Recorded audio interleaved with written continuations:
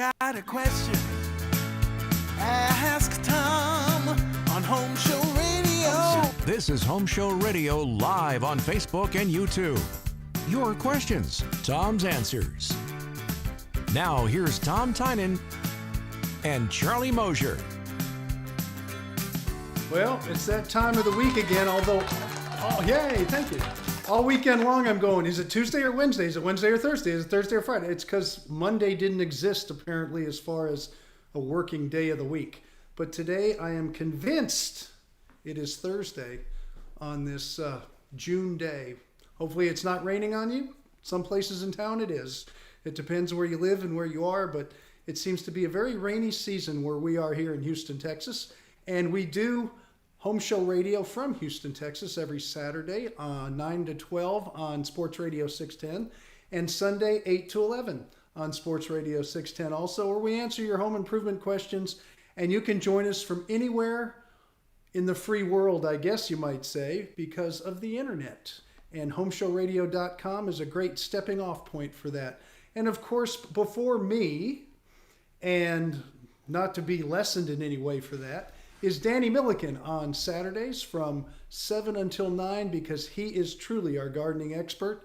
And as we know, gardeners get up earlier than home improvement guys. I can say that for a fact. So you can listen to him and all his experts. And of course, we have Charlie Mosier with us right now, who's going to help facilitate this whole afternoon of fun and liveliness. I was playing with my phone. He plays with every IT item in the world. He's That's a not techie. true. That's not true. He's a regular Bill Gates. Now that is true. That is, you know. Yes. You are an Apple guy, right? Actually, I've done something that Bill Gates hasn't done. Well, he's done some stuff you haven't done, too. I've honored my marital vows. So there you have it. Okay, well, I'm not going to see, I know somehow we had to go down that road. That rabbit hole, as they say. Right. Okay. Well, we are here to answer your help you with your questions, your home improvement questions. That's why we're here. And of course, if you want to, all you got to do is like the sign says right there. Go ahead and put your questions in the Ask Tom's section there, the comment section below, and Tom can answer them. We're all hooked up here to get them. Now, I'm going to tell you, it works best it only works if you're on the Home Show Radio YouTube page or the Home Show Radio Facebook page. If you're watching this on the Garden Pros or my personal page and you put questions in there, I appreciate them, but we just won't see them. You got to put your questions in over there. And we're always looking for questions because it gives us something to talk about, so it's helpful. And those are the rules. So those are the rules. Anyway. And sometimes we get so desperate, Charlie. I hear we have to go to news articles and try to find information Do we ever? to talk about. Tom, in fact, we start out with spanning the globe, up your block. It's What's News. There you go. Offstage announcer there. Thank you. I just like to plus it up a little bit here. All right. This week, every week, I look for something about home improvement that will come as a shock to Tom or be a surprise or useful news you can use around your home. So this week, Tom, I came across an article of 15 bizarre facts and figures about the U.S. housing market, according to the CEO of Redfin. That's Glenn Kelman. And if you don't know what Redfin is, it's a discount real estate brokerage and what they do is they undercut the fees of regular realtors trying to get listings, and you can buy your house online and all that. That's what Redfin is. And they got a bazillion listings across the United States. And so they polled about 2,000 home buyers to come up with these bizarre facts. Are you ready? I'm actually intrigued. Yes. All right. So here's the first fact. The inventory, believe it or not, of homes available is down 37% year over year. It's a record low of available homes. And what do we know? When supply goes down, well, demand goes up, and so does the price. That's exactly right. As a matter of fact, the typical home is now selling in 17 days, which is a record low. You put up a home, within 2 weeks, it's going to be sold. And the home prices are up a record amount of 24% year over year, he says. And still, homes sell an average of 1.7% higher than the asking price, which is setting another record year on year. So, but wait, there's more. For low tax states, 4 people move into a state for every 1 who leaves. Well, and here's what I'm thinking on that first stat is if you compared California inventory to Texas inventory, since that happens to be one of the trendy moves right now, is the inventory in Texas even lower and the inventory in California a little bit higher? So you know how they do averages. Right. Well, but that would be another way to judge this stuff, to see New York to Florida is another trendy move. It's interesting. Well, and I only had so much room for so many of these stats. He had like 15 of them. I've only got a half dozen of them on here, so it will become boring. But what's interesting is that building starts are off in places like New York, Detroit, Washington. Yes. Meanwhile, they are off the charts in places like, Florida, Texas, Greenville, North Carolina, places like that. And I'll tell you another place is Charlotte is exploding. So yes. But as far as low tax states, 4 people moving in for everyone out, we of course in Texas can't have that. That's why here it's 5-1, and in Florida it's 7-1. Florida is exploding, absolutely exploding. In fact, Texas is, but Florida even more so. You can tell it's for sure. Oh, without a doubt. That used to be my home state. I know that state very well. Here's an amazing one. Of their 2,000 home buyers they spoke to, 63% reported bidding on a home they hadn't even seen in person yet, because that's what it takes. I have a client in Memphis who has lived there for 1.5 years and has spent 1.5 years and just found a house they could buy. They've been living in an apartment. I was going to say kids. Memphis is a hot, and Nashville too, hot cities that people are moving to right now. I tell you, if you've never been to Memphis, there's more than Graceland, and don't tell them that you're going to be walking in Memphis, because that pisses them off. But anyway, because it's like people who think, the stars at night. Anyway, it's one of those kind of things. But anyway, Memphis has the widest freeways of any city I've ever been in. Every freeway there is 5 lanes wide. It's like they're ready for an influx. So that's Memphis for you. But here's the thing. 63% of people have bid on a house without going into it, Tom. And we talk about the demand. This is the last fact I'm going to leave you with from this story. There are now more realtors than there are listings. And I've been kind of in and out of a home buying, and now I'm in a home selling mode right now. And I was talking to a lot of realtors just haphazardly, just because. And I think a lot of them are going to change careers, get into different aspects that they haven't been doing before, not just be sales. It's going to change the realtor industry. I think this craziness we're going through right now, and going to make some real market changes, just like are the commissions going to be that high anymore, and all these different things. So it's interesting to see how that's going to develop. All right, well, that is our I liked it. Home Show Radio News for this week. All right. Do I get no applause? Okay, thank you. I gave you applause. I know. Well, applause. But I want the. You got fake stuff, man. It's all fake. Real. It's all real. They're right. It's here. the stuff that came from some sitcom that was really bad. If you have a question for Tom, you can go and put it in the section below. And just like Tom G did, he says, I'd like to add concrete, Tom, to raise the level of my garage floor, maybe a couple inches. Is there a minimum thickness or different grade of concrete that's needed to do this kind of project? What say you, boss? Really, what you're looking for in a minimum is going to be about 3 inches. Especially if you're going to I don't know if you're going to drive a car on it. If you're going to drive a car on it, maybe even up to 4 inches, because if it moves a little bit, you'll start getting crackling and breaking of it. But the key to keeping it nice and tight is using a fiber mesh, low aggregate or small aggregate concrete. Don't use a standard mix. Make sure you go fiber mesh, and then you can go down to about 3 and probably get away maybe even with a car. But if you're just going to use it as a walking surface, 2.5, 3 inches of fiber mesh, small aggregate pour, and it'll be okay, because it's just topping it, and you're just going to be walking on it. If you're going to do a car, same type of concrete, go at least 3.5 inches with that. If you're going to do a standard mix, then I would tell you go ahead, and if you'll have to do about almost 4, 3.5 to 4 to make sure that car doesn't break it. because it doesn't have that fiber mesh that holds it together. Do you, when you put this on, Tom, do you have to do anything to like prepare, scarify the surface before you put the concrete on it? You know, a lot of people say they want to put rebar in and kind of connect the two, or they have to put, because it's so thick, you have to put wire mesh in there. You don't do any of that, and it's not going to slide off.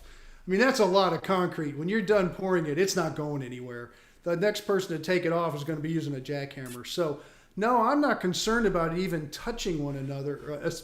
It's going to touch. I'm not sure I don't care if it connects or glues together. It's just a topping that you're raising it.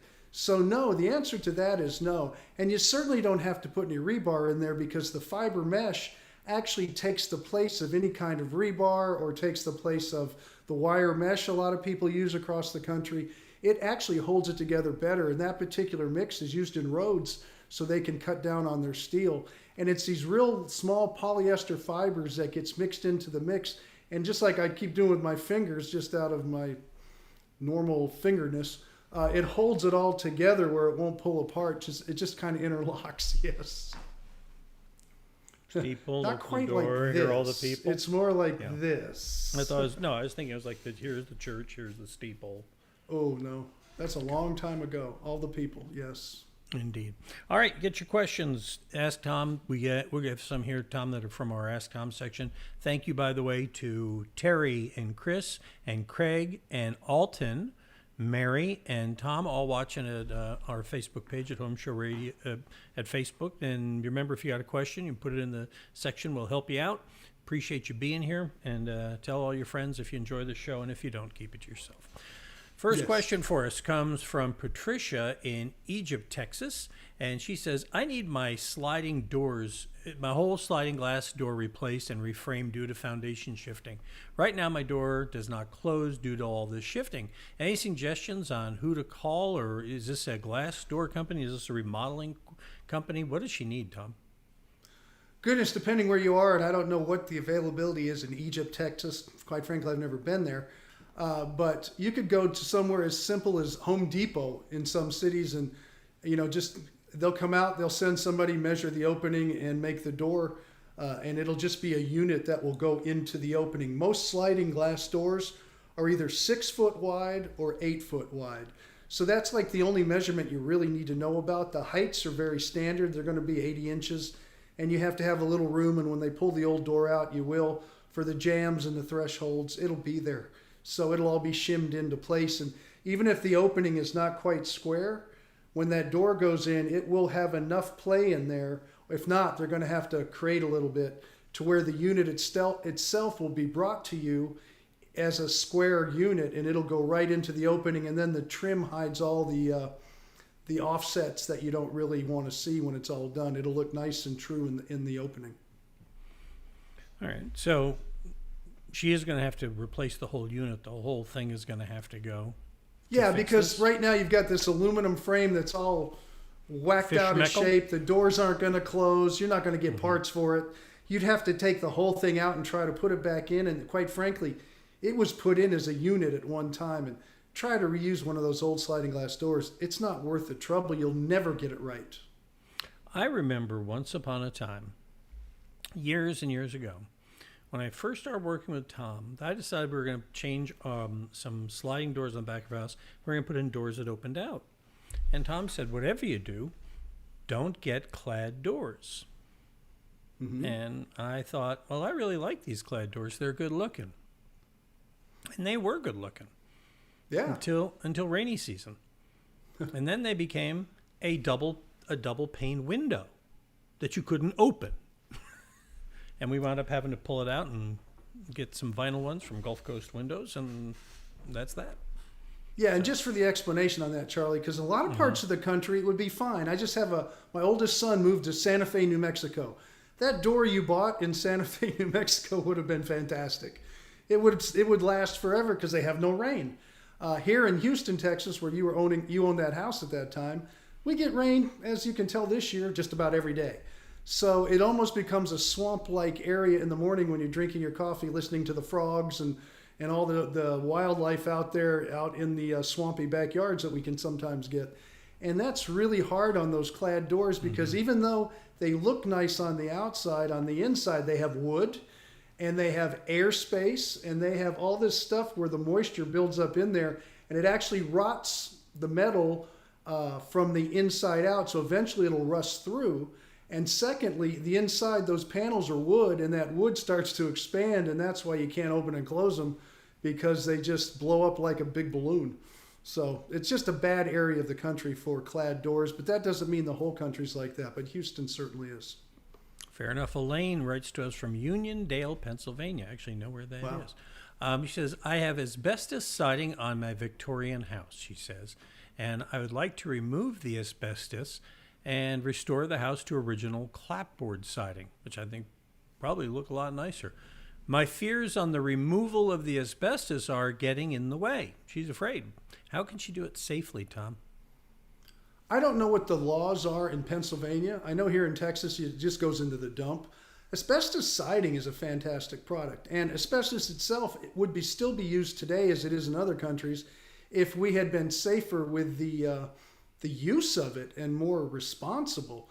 It was the shipyards and all these other places that it just got out of hand like crazy, and so many people eventually got sick. And there was a time in this country, I know in the United States, I can't talk about other countries or if it's still like that, where we did not protect the workers at all.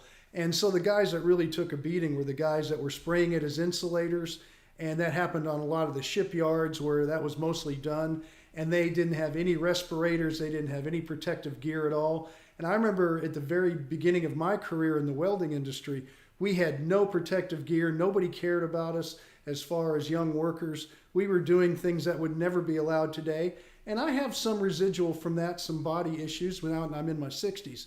And a lot of the guys my age, we just sit there and talk about how we can't feel our feet and this and that. We've got all these issues. Our fingers are numb.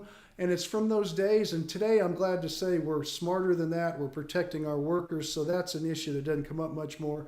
And I wish they had taken care of the asbestos. I know I had to get that out of the way because I think it took a bad rap in some areas, especially siding and tile and things like that, because you know what? It's a fantastic product. And here in Texas, it's considered non-friable because asbestos wasn't used in a powder form as far as when that it was used in the product in the manufacturing, but it doesn't get airborne when you're taking that off. It's real crispy, so you can just throw it away. It's not going to hurt anybody unless you ground it all up and took the asbestos out of it and started breathing it, and and we can't do that anymore because plastic straws aren't allowed. So the snorting days are over. It's true. So and the asbestos will tear up those paper straws. It's true. So the bottom line is that it can go in a dump, it's fine. And quite frankly, a lot of people like to have their hands on it because we can score it, cut it, and they can repair some of the homes they have, paint it to match. And it's going to be there forever and never hurt anybody. So it's all about the laws in Pennsylvania. It has nothing to do with the danger of the product. I want to make that clear. And I'm a practical guy, and it would not bother me. And if it was my family, it was my house for me to take it down and dispose of it properly. And that's all it needs is properly is the word there. But I mean, what are the odds that there would be draconian laws about such things in Pennsylvania? Yeah, I don't know. My grandfather had Northwestern Coal Company up in Carbondale. They didn't have many laws back then, and that was in the 40s. Then. Well, yes, back then. Today, I have no idea. Things have gone to a cooler color there, if you know what I'm trying to say. So, that might be. All right, I'm not going there. Okay. Jack has a question for you, Tom. He says, I have a nice brick archway over my front door with a crack going through the grout. Same builder from my neighbor had the same issue, but his bricks fell down. Seconds after walking in the front door, found out they didn't use brick ties. What are your thoughts on this? Well, if it's over a door and it's not a true arch, this happens all the time. A true arch is you have to look at the Roman arches. They actually were structural arches that went up, and the load went down onto that arch, and it was engineered. Who'd have thought? They didn't even have a calculator back then, to where you could load that arch, and it would put the load out across the arch just like a beam. And then, of course, it would go on either end of the arch onto the post and take the load to the ground. Today, they put these decorative things up, and they can't hold themselves up, so they start to fall. Even if there were some brick ties up there, if it's not in the exact right engineered place, they still come down. That's why they have to be supported with a lentil.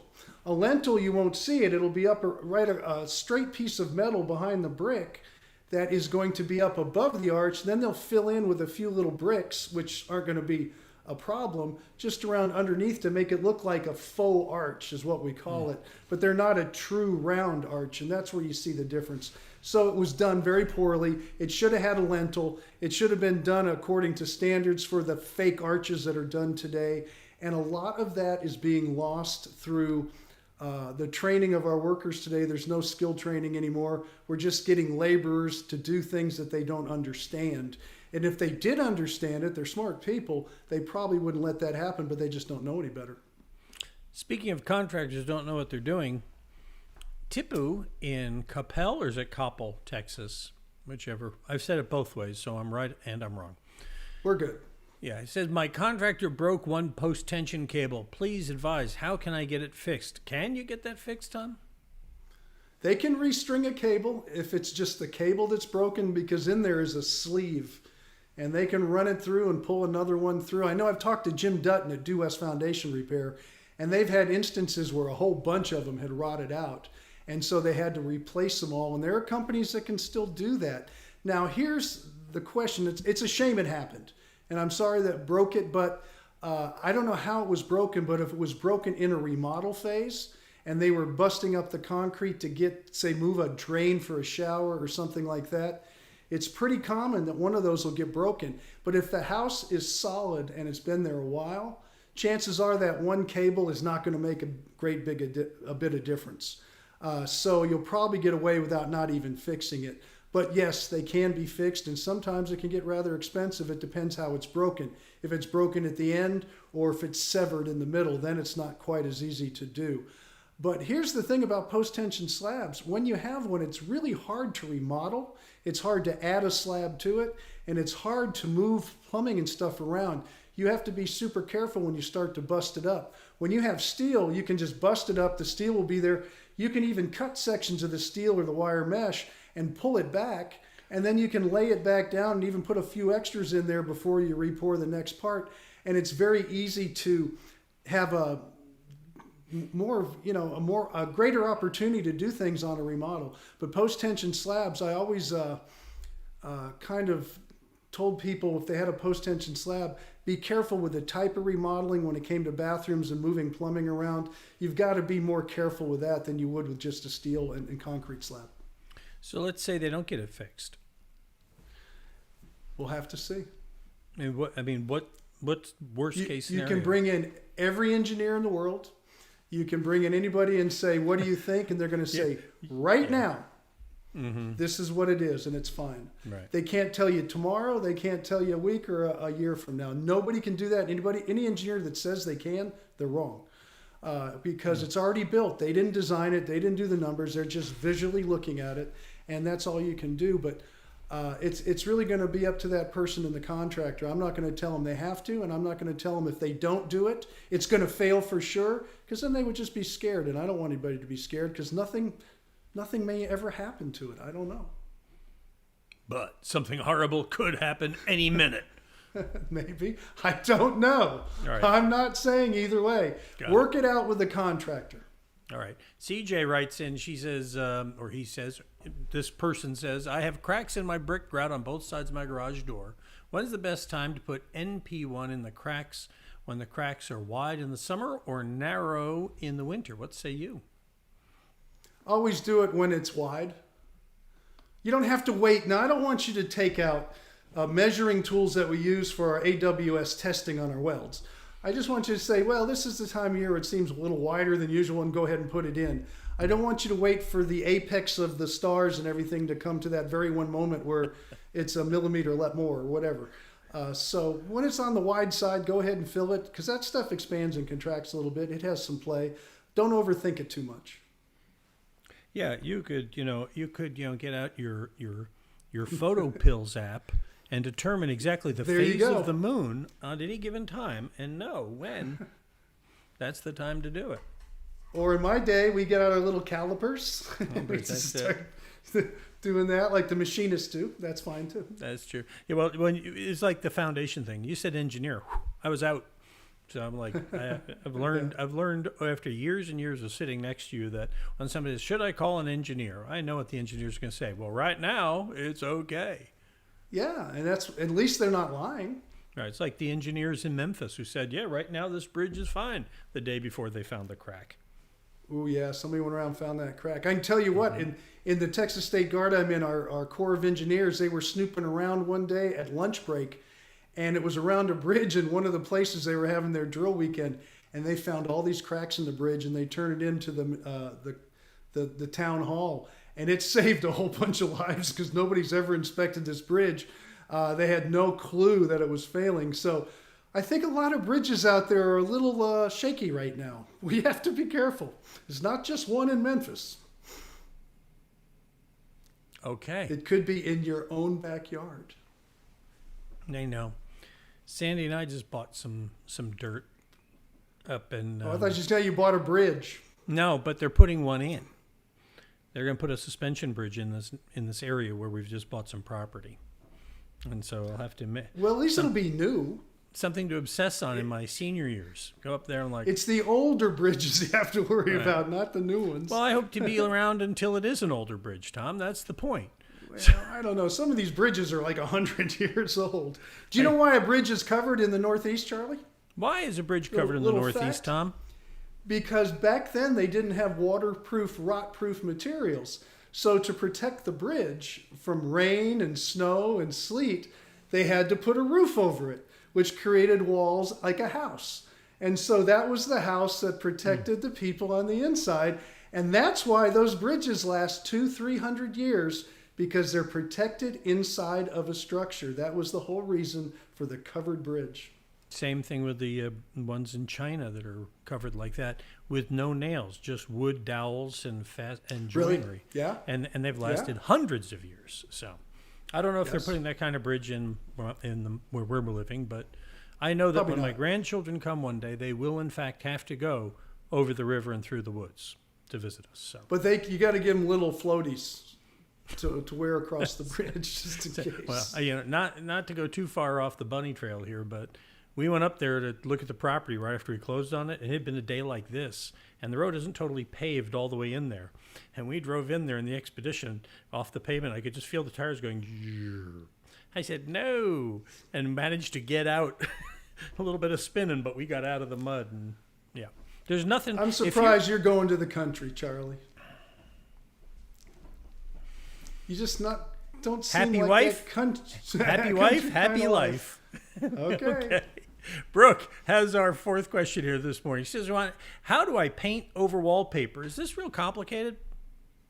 It's not complicated. In fact, you can make it really complicated and make a mess out of it. So if you just paint on wallpaper, like somebody said, well, just paint it. What happens is the water from the paint, which you'll probably use a latex paint, which I would tell you to use, is going to go through the paper, and it's going to loosen the glue, and then it's going to be just a mess. It'll all start to bubble and pucker as it dries, and it's just going to fall right off the wall, and you'll have places where it didn't and where it is, and you're just going to have a mess of a wall on your hand. So the key is to not let the water from the paint get to the back of the wallpaper. So there's a special sealer you put right there on that wallpaper first that doesn't have water in it. It's actually got an ammonia kind, not ammonia. It's a shellac. It's made from the beetle. It cleans up with ammonia and water, but it's a pigmented shellac, and that goes on there and dries very quickly and puts a hard shell, just like the bug itself, and that's what it is. A shellac beetle puts a hard shell that's totally waterproof. It's a paintable vapor barrier. So once you let that dry, you paint it with a pigmented shellac, let it dry, then you can go back and take your joint compound and you can float the seams nice and smooth. You can fix any of the holes. You might have hung pictures on the wall or something like that. You might get a few little bubbles that'll pop up on the drying process. Just leave them alone until it's dry, and then scrape it with a putty knife and then put a little joint compound on that. When the joint compound is dry, you can take a damp sponge, not sandpaper, a damp sponge, just very damp, not super wet, and just rub it over the joint compound and it'll smooth itself out. Now it's ready for what you want to do. You can re-wallpaper. You can texture if you want to change the texture to the wall. And of course, you can paint it at that point too. And that paint, the water from the paint and the water from the joint compound you already used never got through to the back of the wallpaper, so it's there for eternity, and it'll come out to be a great job, and you saved yourself a lot of work. It's easier than trying to tear off all that old wallpaper. You would recommend texturing in general, though, wouldn't you? I think it looks better on a wall, and there's a lot of different ones, so whatever your heart desires. My favorite when I built homes, I liked a medium stomp and drag on the ceiling, which was a little bit rougher texture, so it would take the sheen off the ceiling down and give you an opportunity to do a different type of paint on the ceiling, which I liked. And then on the wall, I just like a very light orange peel, which is just a very, very slight splatter on there. And that was my favorite, but whatever everybody likes. Some people like it heavy, some people like it light. Medium stomp and drag. It sounds like an Amish dance. It could be if you were doing it on the ceiling, because you end up doing this. Right, true. Bring your friends over and all that. All right. Yeah, they love you upstairs. Yeah, I love you. We've got a small clog problem. That's it. All right. I got a last question. And I want to tell you, Tom, when I was assembling the questions for today's little show, I saved this one for last. I like it already. Anthony says, I want to convert a residential home into a funeral home and need an occupancy permit. I'm looking at the City of Houston commercial prerequisites, but I'm sure I don't know how to complete this project. Any advice would be welcome. He's Charlie, dying I think to you're get the your one that advice. can answer that question. He's dying to get your advice, Tom. Yeah, so thank you. Okay. Thank you. You can answer that question, Charlie. Not that you're closer to the funeral home thing, but didn't you have to do... Yes, Thank you for being precise on that. I appreciate that. No, Well, actually, those are people that... Yes. No, actually, that's I'll be good. having dinner tonight with my buddy David Detling, who owns the funeral home here in town. So that'll be nice. I'll mention that to him. I'm good with that. Actually, because he's in, I think he's in Acres Homes. Yeah, there's no HOA in there, so you can do what you want. It's an old part of Houston. Right, It's a very right, old historic right. part, yeah. And the other thing is, my advice to him, after having just gone through this permit thing, I say just went through. We moved in here. It's coming up. Well, on that's 4 what I was years getting ago. at, is Right. you went through permitting. Didn't you have to do occupancy stuff? Okay, so that's why Yes, I said I you're the did. one to answer this question, Yeah. Charlie. All right. Well, fair enough. Then my answer. Look at, I get the whole screen this time. Good. Oh, I was going to drink some water here. Oh, no, okay. here you go. Let's watch Tom hydrate. There we go. All right. So the answer is that I would not do this on your own. You're exactly onto something right, Anthony. Do not try to do this on your own. I'll tell you why. This is like we joke around all the time. Don't try this at home. We're trained professionals. When it comes to the permit office downtown, they speak a language that they know that you don't know what you're talking about by little things you say. And when they have that, they're going to be super diligent in drilling down on everything about you. So my advice to you is to get what's called a permit expediter and have that There you person run your plans through. Yeah. And have that person do the job for you. Because I bumped my head so many times getting this project started. And the minute I hired Maroof, and I wish to God I could remember the name of his firm, the minute I hired him and turned it over, everything took off. Right up until the final inspection, when they came in and wanted to know why we didn't have an ADA bathroom. And they wanted us to spend $18,000 to put one in. And Maroof got us out of that pickle. So my advice to you is do not try to do permits on your own. It's kind of like commercial real estate, Tom. You know, when you go in and try to do a commercial real estate deal and you don't know commercial real estate, every bad thing that can happen will happen in that deal. So hire a professional. That's why they're called professionals. And when permits, I wouldn't go near that for anything. Okay, and let me add to that. As a builder in Houston for 30 years off and on, I had a little hiatus where I didn't build for a while. And I did hundreds of projects, not just in Houston, though, in Galveston and other places. Only place I would ever pull a permit is in Galveston, because I knew the head of the building department. He was a super great guy. He still is. And we still talk once in a while. They made their system pretty simple. But it was smaller back then when I built back then down there. But with Houston, I never once pulled a permit. We always hired that part of the project out. And the client would pay the fee. We wouldn't make money off it. We would say, this is the fee, and it's the only way we're going to get this thing started. These are the experts. We got the plans ready. We did what they said, and boom. And I even had licensed architects on staff. Boom, it went out to them. We never went downtown. I was just seeing if I might be able to find him in here. I feel bad. I'll tell you what I'm going to do. I'm going to send a note off. I went through a dozen of them in my career. Oh, this guy was sometimes they great. stay in the business, sometimes they move out. And every time we get a new mayor, excuse me, every time we get a new mayor, all the rules change. So that was just the way it was. Sweep out the I old don't know people, what to bring say. in the new ones. Yep. Yeah. No, exactly right. No, it's a sad fact, but that's the deal. And and I'll tell you this, Anthony, when you get your project going and the inspectors show up, be friendly, but not too friendly.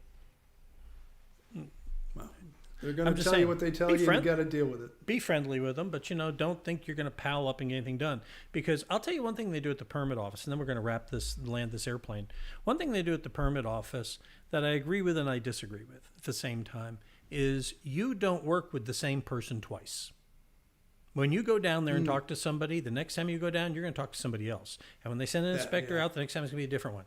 And I so disagree with that from the sense that if you had one guy who was guiding you through this process, then you could fix things and things would work out. But they don't do it because they don't want one guy doing that. They want a lot of guys.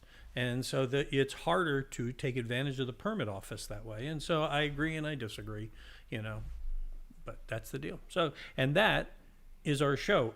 If you, dear viewer, would like to get your questions here, all you got to do is go homeshowradio.com, click right there on the Ask Tom button, fill it out, send it in, and we'll answer it maybe in this show. Maybe we'll answer it in our Ask Tom videos. Tom creates a new video for us to post every day. Well, he and I do it together. I ask him, he answers, and we post them. And you'll find it at homeshowradio.com, our Facebook page, our YouTube channel. And if you're in the Houston metropolitan area and you're looking for somebody you can trust, we've already done the legwork for you on that too. You just go to homeshowradio.com, scroll. There you go. Scroll down, and you'll see all our Home Show pros right there. And if you don't know specifically who you're looking for, click on Find a Pro, and you'll see we've got them organized by category in there. And someday we got to play the video of you explaining the 5 rules you have to pass, or the 5 qualifiers to be a Home Show Pro, because it's not just a matter of being able to fog a mirror and write a check that clears the bank, but that sure helps. But that's the deal. And Tom, you will, of course, be on the radio this weekend. I am, from 9 to noon on Saturday, 8 to 11 on Sunday. It's what I do every weekend. And, of course, Danny Milliken will be on right before me on Saturday. He's our garden expert. You see him at the third or the last weekend of every month with us here on Facebook I think Live. we kind of went around and around on that and decided that we would have him on the last Thursday of every month when we last do the Thursday show. of every month. I'm good with that. Yeah, because it was easier to remember that way. And we have squirrel it is, brains. actually, because I couldn't remember the other way. Yeah, I'm with you. So we keep it simple. That makes the show go so much easier. Just ask our wives. All right, that's going to do it for this week. Tom will be back with you this weekend, and I'll see you next Thursday with Tom. Oh, I'll see you on the radio this Sunday morning at 8 o'clock when we answer more That's questions from Ask Tom. And otherwise, we'll see you here next Thursday, 4 o'clock Central Time on Facebook and YouTube. Got a question? Ask Tom on Home Show Radio. Home Show Radio. Free advice from a pro who knows. Home Show Radio. Home Show